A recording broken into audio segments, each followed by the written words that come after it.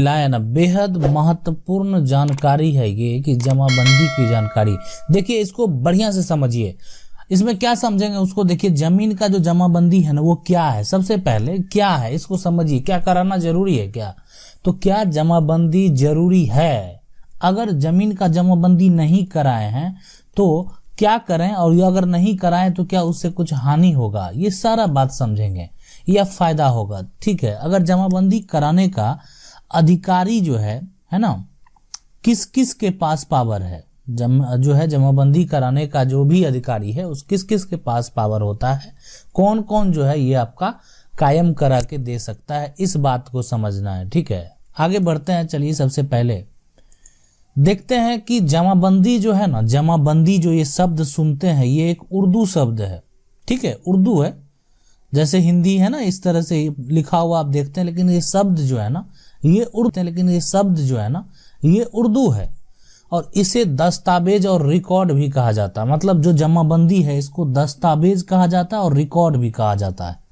आप देखिए कि ये जो जमाबंदी है वो किस तरीके से होता है। तो वो जो आपका जो जमाबंदी है ये एक ऐसा दस्तावेज होता है ना जिसमें जमीन से संबंधित हर तरह का जानकारी मौजूद है। मतलब एक संख्या होता है, आप समझ लीजिए जमाबंदी जो है एक संख्या होता है। वो जो नंबर आपका हो जाए, मान लेते हैं कि आपका जमाबंदी 121 है। ठीक है, ये मान लेते हैं।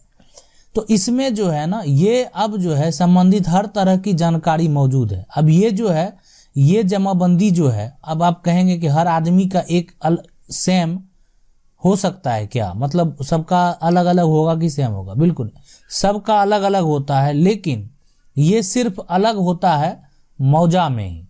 जिस क्षेत्र का मौजा होता है, जिस जो पंचायत है उसमें पंचायत में जितना मौजे है तो वो उसी का सिर्फ अलग अलग होता है। मतलब दूसरे जगह का सेम हो सकता है।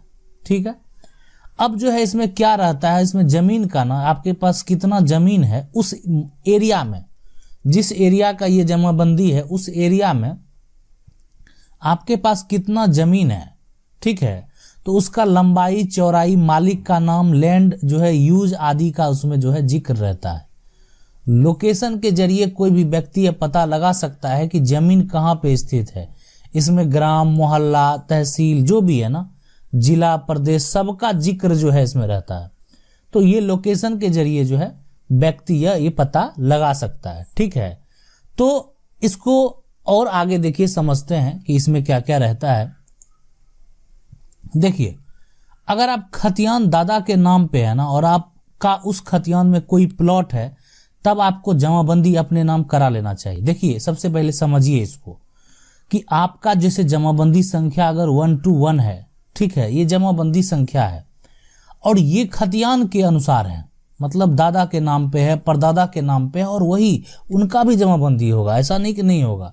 बिना जमाबंदी का जो है ना, बिना जमाबंदी बनाए रसीद नहीं काटा जाएगा। तो उनका पूर्वज का ही जमाबंदी होगा, या जो उनका मान लेते हैं खतियान का खाता होगा वही जमाबंदी संख्या बना दिया होगा कि पहले ये भी होता था।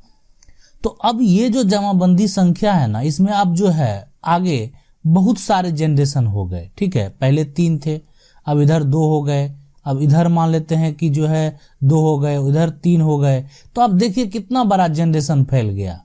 ठीक है, बहुत बड़ा जनरेशन फैल गया ना। अब ये देखिए, अब दादा के नाम से जमाबंदी है, सबका अलग अलग बंटवारा है। ठीक है, कोई दिक्कत नहीं है, सबका अलग अलग बंटवारा है। लेकिन जमाबंदी अगर अलग नहीं है तो ये बंटवारा नहीं हुआ। मतलब अब आप ये जो टोटल जमीन होगा ना इस जमाबंदी में जो टोटल जमीन होगा ना, ये सारा हिस्सेदार किसी भी प्लॉट को कभी भी बेच सकता है। तो जमाबंदी कायम होने के बाद, जब जमाबंदी आपके नाम से कायम हो जाएगा ना, तो सब उसी खतियान वाले जमीन का ना, जो खतियान में जमीन है उसको पार्ट बाय पार्ट में जो भी आपका हिस्सा का होगा उसके सिर्फ मालिक आप हैं, पूरे जमीन के नहीं। खतियान में जितना जमीन है ना, पूरे जमीन के आप मालिक नहीं है। ये गवर्नमेंट रिकॉर्ड में, सरकारी रिकॉर्ड में जो आपका मालिकाना हक जाएगा वो उसी जमीन का जाएगा जो कि आपके जमाबंदी पे आएगा। ठीक है, आपके जमाबंदी पे जो आएगा वही, मान लेते हैं आपका जमाबंदी अब जो बन गया वो 111 बन गया और इसमें जो प्लॉट है वही प्लॉट मालिक हैं, मतलब ये उसी के मालिक हैं। इसके जो जमाबंदी में जो प्लॉट होगा उसका मालिक ये, सिर्फ ये। अब ऐसा नहीं हो सकता कि कोई एक गया, उसका अंश, पोता, परपोता जो भी हो, और किसी का भी जमीन बेच दिया। ऐसा होता है, बहुत सारे केस ऐसे पेंडिंग में है। ठीक है, उसको जो है लड़के हासिल किया जा सकता है, लेकिन फिर भी वो उसका अंश है, उसको बेचने का अधिकार है, उस जमीन में उसका भी हिस्सा है, जितना भी हो वो चाहे तो उसको ले सकता है। ठीक है, मान लेते हैं कि एक प्लॉट है और ये जाके वो किसी और के हक में था और ये बेच दिया।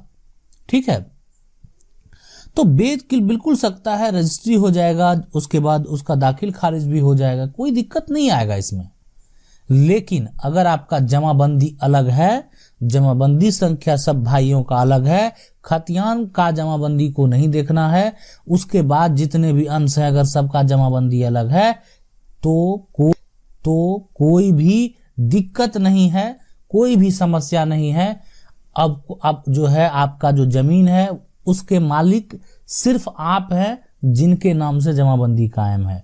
मतलब आपका जमीन जो है ना, सिर्फ अब आपका अंश जो होगा वही सेल कर सकता है। मतलब उसके आपके जो भाई, चचेरे भाई ये या उसके पोते, इससे जो है उसका कोई रिलेशन नहीं रह जाएगा। इस बात को समझना है।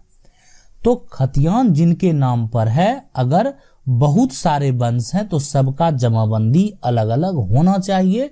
अगर है तो बहुत बेस्ट है। जमाबंदी अलग ना होने पे कोई भी किसी का जमीन खतियान के अनुसार जो है वो बेच सकता है, कोई दिक्कत नहीं। आप समझ लीजिए कि इतना बड़ा जो खतियान में एक प्लॉट है। अब ये प्लॉट में मान लेते हैं 4 हिस्सा है।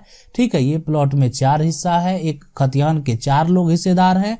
अब मान लेते हैं इसका एक प्लॉट का ये दोनों पार्ट जो है अगर सेल कर दिया, ठीक है, तो कर सकता है, अगर जमाबंदी जो है खतियान जिसके नाम से है उसके नाम पे कायम हो। लेकिन 4 हिस्सा है, अगर सबका हिस्सा वाइज बट गया, सबके अपने अपने जमाबंदी पे ये टुकड़ा चढ़ गया चौहदी के अकॉर्डिंग, तो फिर जो है अगर बेच भी दिया तो उसका कभी दाखिल खारिज नहीं होगा और वो रजिस्ट्री कभी वैलिड नहीं होगा। ठीक है, तो अगर जमाबंदी अलग होता है तो सिर्फ उसी जमीन को बेच सकता है जो उसके जमाबंदी पे है। अगर जमाबंदी अलग हो जाता है तो वो उसी जमीन को बेच सकता है जो उसके जमाबंदी पे है। तो जमाबंदी इसलिए बहुत जरूरी है, जमाबंदी करा लेना। अगर आपका खतियान पूर्वजों के नाम पे है, रहने दीजिए, कोई दिक्कत नहीं, लेकिन आप उसके जितने वंशज हैं उसको लेके नहीं चलिए। हो सकता है कि कोई ऐसा हो जो आपस में आपसी सहमति ना हो, आपस में बनाव ना हो और समस्या उत्पन्न हो। इससे अच्छा क्यों ना जो आपका हक है, जो आपका हिस्सा है, उसका अलग जमाबंदी करा लें। अगर आपके मन में भी कोई सवाल है तो आप कमेंट करके पूछ सकते हैं, वीडियो के माध्यम से जवाब देने का प्रयास करेंगे। अगर आपको वीडियो अच्छा लगा तो वीडियो को लाइक जरूर कर दीजिएगा और चैनल को पहली बार देख रहे तो चैनल को सब्सक्राइब करके जो बेल आइकन है उसको जरूर दबा लीजिए। मिलते हैं अगले वीडियो में, तब